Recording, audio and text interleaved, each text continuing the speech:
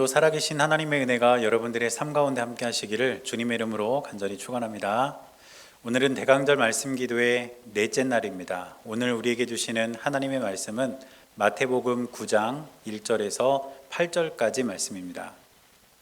제가 말씀을 봉독할 때 여러분도 함께 말씀을 보시기 바랍니다. 예수께서 배에 오르사 건너가 본 동네에 이르시니 침상에 누운 중풍병자를 사람들이 데리고 오거늘 예수께서 그들의 믿음을 보시고 중풍병자에게 이르시되 작은 자야 안심하라 내 죄사함을 받았느니라. 어떤 서기관들이 속으로 이르되 이 사람이 신성을 모독하도다. 예수께서 그 생각을 아시고 이르시되 너희가 어찌하여 마음에 악한 생각을 하느냐. 내 죄사함을 받았느니라 하는 말과 일어나 걸어가라 하는 말 중에 어느 것이 쉽겠느냐. 그러나 인자가 세상에서 죄를 사하는 권능이 있는 줄을 너희로 알게 하려 하노라 하시고 중풍병자에게 말씀하시되 일어나 내 침상을 가지고 집으로 가라 하시니 그가 일어나 집으로 돌아가거늘 무리가 보고 두려워하며 이런 권능을 사람에게 주신 하나님께 영광을 돌리니라. 아멘. 오늘 우리가 읽은 마태복음 9장 1절부터 8절까지 말씀을 보면 예수님께서 중풍병자를 고치신 내용이 기록된 것을 볼 수가 있습니다. 그런데 이 사건이 일어난 곳이 어디냐면 오늘 1절에 보니까 이렇게 기록합니다. 예수께서 배에 오르사 건너가 본 동네에 이르시니. 어제 우리가 살펴본 말씀을 통해서 예수님은 가다라 지방에서 귀신 들린 사람들을 고쳐주고 그 지역 사람들로부터 그 자리를 떠나달라는 요청을 받았음을 알 수가 있었습니다. 그래서 예수님께서는 가다라 지방을 떠나서 이제 다시 그 장소를 옮기셨는데 오늘 1절에 보니까 본 동네라고 나옵니다. 그런데 여기서 말하는 본 동네는 바로 가버나움을 의미합니다. 그래서 예수님께서는 가버나움에서 치유 사역을 하시고 잠시 가다라 지방으로 가셨다가 다시 가버나움으로 돌아오신 것입니다. 그리고 가버나움으로 돌아오신 예수님은 가장 먼저 중풍병자를 만나게 되었고 이 중풍병자를 치유해 주셨습니다. 그런데 이 사건에서 특이한 점이 하나 있다면 예수님께서 죄사함에 관해서 처음으로 언급을 하셨다는 겁니다. 그 전까지 예수님께서 여러 사람에게 치유를 베풀어 주셨지만 그때는 죄사함에 대한 언급이 없었습니다. 그런데 오늘 이 본문을 통해서 우리가 확인할 수 있는 것은 죄사함에 대한 언급을 하셨다는 것입니다. 오늘 본문이 기록된 예수님의 시대는 물론이고 구약 시대에도 고칠 수 없는 질병이 있다면 이것은 죄가 원인이라는 그런 인식이 있었습니다. 따라서 고칠 수 없는 질병과 죄와 상관관계가 분명히 있다는 것이 사람들이 가지고 있었던 일반적인 인식이었습니다. 대표적인 예가 바로 욥입니다. 여러분들이 아시는 것처럼 모든 것을 잃고 악성 피부병에 걸린 욥에게 친구들이 찾아와서 뭐라고 이야기를 합니까? 세 명의 친구들이 한결같이 하는 이야기는 무엇이냐면 네가 죄가 지은 것이 있는데 그 죄 지은 것을 빨리 생각해내서 회개해라 이렇게 말합니다. 그 죄 때문에 이런 고난을 당하고 병에 걸린 것이니까 그 죄를 빨리 회개해라. 이것이 친구들의 충고였습니다. 또 요한복음 말씀을 보면 앞을 보지 못하는 사람을 만난 제자들이 예수님께 뭐라고 물었냐면 과연 이 사람이 누구의 죄로 이렇게 된 것입니까? 이 사람의 죄로 이렇게 된 것입니까? 아니면 이 사람의 부모의 죄로 이렇게 된 것입니까? 제자들도 이 대화를 우리가 잘 살펴보면 죄와 질병에 상관관계가 있다는 것을 그렇게 인식하고 있었다는 것을 우리가 알 수가 있습니다. 그래서 이 당시에는 만일 어떤 사람이 고칠 수 없는 질병에 걸렸는데 그 질병에서 치유를 받았다면 어떤 의미가 될까요? 그 사람의 죄가 용서를 받은 것이라고 여겨질 수도 있다는 것입니다. 그래서 예수님께서는 중풍병자를 치유하심으로써 예수님에게 죄사함의 권세가 있다는 것을 알게 하시려는 의도를 갖고 계셨고 더 나아가서 이 세상 모든 사람은 오직 예수 그리스도만을 통해서 죄를 용서받을 수 있다는 사실을 선포하고 사람들이 그 사실을 깨닫고 구원받기를 원하셨던 것입니다. 사랑하는 여러분, 우리의 몸과 마음이 치유받는 것도 참 귀하고 복된 일이지만 더 중요한 것은 우리의 죄가 사해지고 하나님 나라 백성이 되는 것, 구원받는 것이 더 귀한 일임을 저와 여러분들은 반드시 기억해야 될 줄 믿습니다. 그래서 오늘 본문을 조금 더 살펴보면서 이러한 예수님의 치유 사역을 함께 보도록 하겠습니다. 먼저 오늘 2절 말씀을 보니까 이렇게 기록합니다. 침상에 누운 중풍병자를 사람들이 데리고 오거늘 예수께서 그들의 믿음을 보시고 중풍병자에게 이르시되 작은 자야 안심하라 내 죄사함을 받았느니라. 지금 예수님께서는 침상에 누운 중풍병자를 만나신 다음에 그를 뭐라고 불렀냐면 작은 자야라고 불렀습니다. 이 작은 자야라는 호칭은 체구가 작거나 아니면 나이가 어린 사람을 부르는 말이 아니고 다른 사람을 친근하게 부르는 호칭입니다. 그러니까 지금 예수님은 이 중풍병자를 처음 만난 사람이지만 굉장히 따뜻하고 친절한 말로 부르고 계시는 것입니다. 그런 다음에 예수님께서는 그에게 죄사함을 받았다고 말씀하셨습니다. 처음에도 말씀드렸지만 이 당시 사람들은 죄와 질병과의 관계가 있다고 생각을 하고 있었습니다. 그런데 지금 예수님께서는 이 사람에게 죄사함을 받았다 이렇게 말씀하셨다는 것입니다. 그러면 자기 생각에 나에게 어떤 죄가 있어서 내가 지금 중풍병으로 쓰러져서 이렇게 누워있는데 그 죄 때문에 내가 이렇게 큰 병에 걸렸는데 이분이 나에게 죄가 사해졌다고 선언을 했다? 그러면 이 사람의 마음은 어떻게 될까요? 죄가 사해졌으니 내 몸도 고쳐질 것이다 라는 기대를 갖게 된다는 것입니다. 그래서 예수님은 중풍병자를 친근하게 부르실 뿐 아니라 그의 마음을 안심시키시고 그리고 그에게 치유에 관한 기대를 갖게 하셨습니다. 이것이 예수님께서 중풍병자를 만나서 처음 하신 일이었습니다.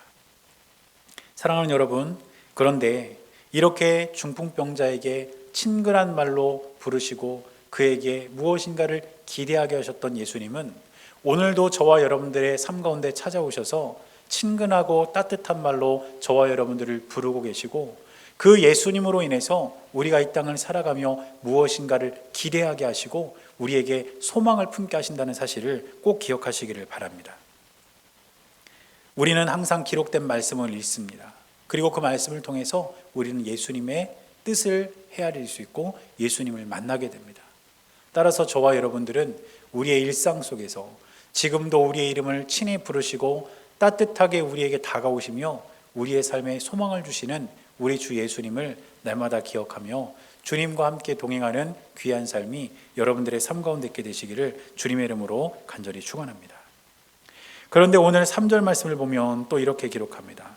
어떤 서기관들이 속으로 이르되 이 사람이 신성을 모독하도다. 지금 중풍병자를 만나서 그에게 죄사함을 선포하는 이 자리에 중풍병자와 또 그를 데리고 온 사람들과 예수님만 이렇게 모여있는 것이 아니고 서기관들도 여기에 함께 자리를 하고 있었던 것입니다. 그런데 서기관들이 속으로 뭐라고 생각을 했냐면 이 사람이 지금 신성을 모독한다, 하나님을 모독한다 이렇게 생각을 했다는 것입니다. 왜냐하면 죄를 사하시는 일, 이거는 하나님만 하실 수 있는 일입니다. 그런데 예수님께서 죄를 사하신다고 선언을 하셨으니 메시아를 인정하지 않는 서기관들의 입장에서는 신성 모독이라고 충분히 생각할 수 있는 것이라는 사실입니다.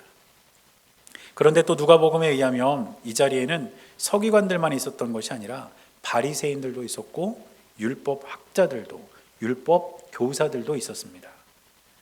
그래서 율법 교사, 바리새인들, 서기관들 이런 사람들이 다 이 자리에 함께하고 있었는데 이들의 공통점이 뭐냐면 이들은 하나님의 말씀, 더 정확히 말하면 구약 성경을 누구보다 잘 아는 사람이었다는 것입니다. 그리고 이들은 구약 성경에 통달한 사람들이었기 때문에 이들은 하나님에 관해서 지식적으로도 누구보다 잘 알고 있는 사람들이었습니다. 그리고 또 구약 성경에 수도 없이 예언된 메시아에 관해서도 아마 누구보다 잘 알고 있었을 것입니다.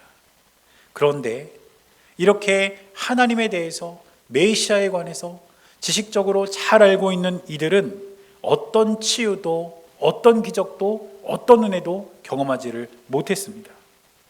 그러면 치유와 기적과 은혜를 경험한 사람은 누구였습니까? 2절 말씀에서 보면 예수님이 중풍병자와 그를 데려온 사람들을 바라보시면서 이들의 믿음을 보셨다, 이렇게 말하지 않습니까? 하나님을 아는 사람과 하나님을 믿는 사람의 차이가 바로 여기에 있습니다. 지식적으로 하나님을 아무리 잘 알아도 그것이 아는 것으로 그친다면, 바리새인들과 서기관들과 율법 교사들처럼 하나님에 대한 알미, 지식적인 차원에서 그친다면 어떤 은혜도 경험할 수가 없습니다. 그러나 중풍병자와 그를 데려온 사람들처럼 그 안에 하나님, 곧 예수 그리스도를 믿는 믿음이 그 안에 있으면 그 믿음으로 인해서 치유와 기적과 은혜를 경험할 수 있게 된다는 것을 저와 여러분들은 꼭 기억할 수 있게 되시기를 바랍니다. 그러므로 저와 여러분들은 우리가 하나님을 아는 사람에서 그치면 안 됩니다. 지식적으로 하나님이 어떤 분인지 아는 것에서 그칠 것이 아니라 하나님을 믿는 사람들이 될 수 있기를 축복합니다. 예수 그리스도를 아는 것으로 여러분 만족하지 마시고 예수 그리스도를 믿는 믿음으로 나아갈 때에 저와 여러분들의 삶에 하나님께서 주시는 치유와 기적과 은혜가 임한다는 사실을 기억하시고 날마다 믿음으로 승리하는 저와 여러분들이 될 수 있기를 주님의 이름으로 간절히 축원합니다.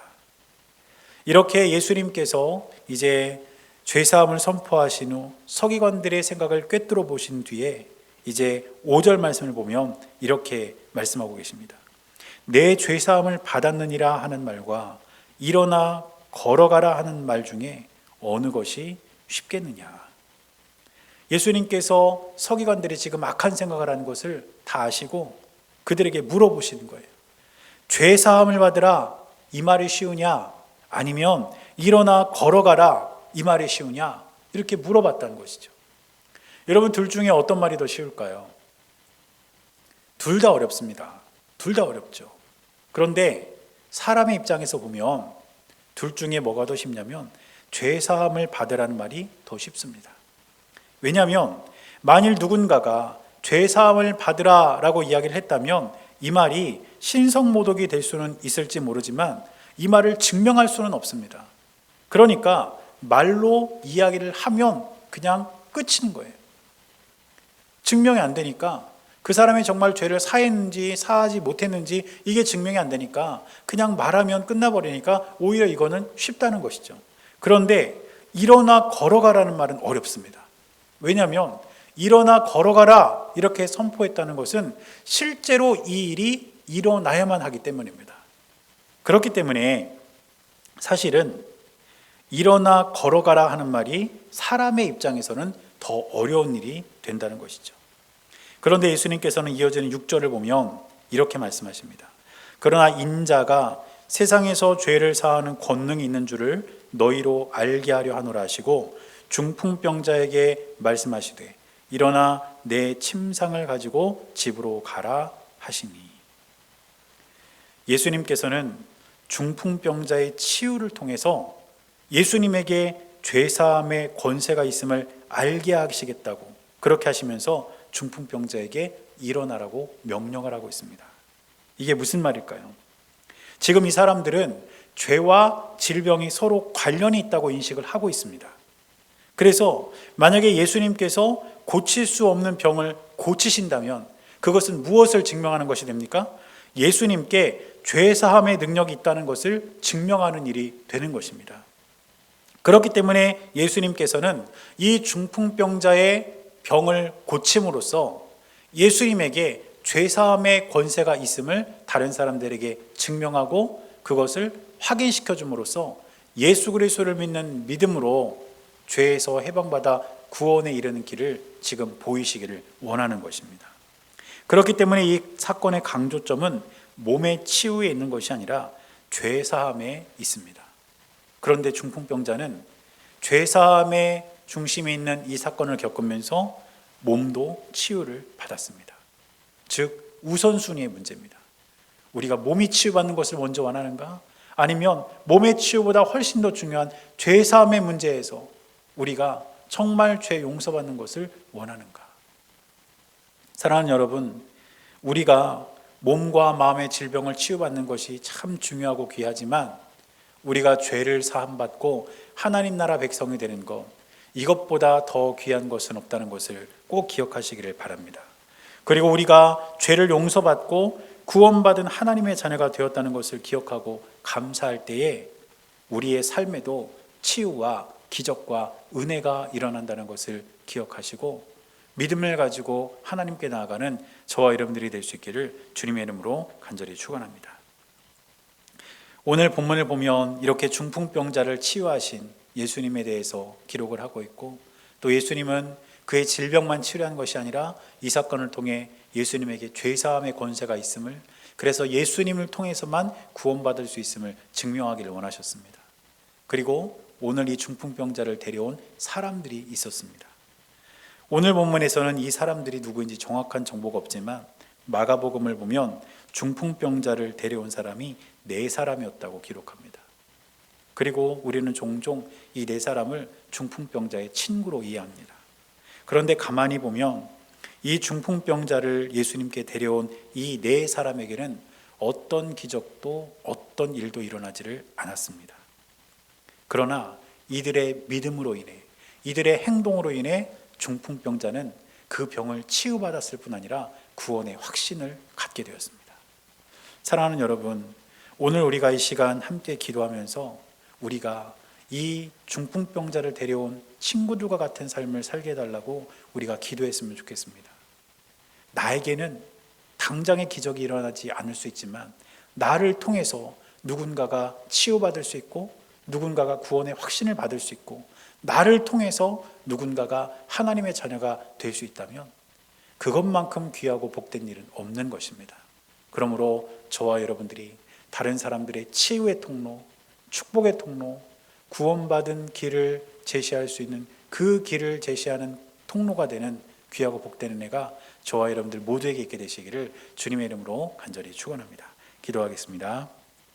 사랑하는 하나님, 우리가 몸과 마음의 치유를 위해 기도하며 하나님께 나아가고 있는데 우리가 몸도 마음도 치유받는 것이 참 귀하고 복된 일이지만 무엇보다 우리가 죄를 용서받고 구원에 이르는 것이 귀하고 복된 일이라는 사실을 한순간도 잊지 않게 하여 주시옵소서. 그래서 우리 모두가 구원받은 하나님의 자녀답게 이 땅을 믿음으로 살아갈 수 있도록 주님께서 인도하여 주옵소서. 우리 주님께서 언제나 함께해 주실 것을 믿으며 살아계신 예수님의 이름으로 간절히 기도드렸습니다. 아멘.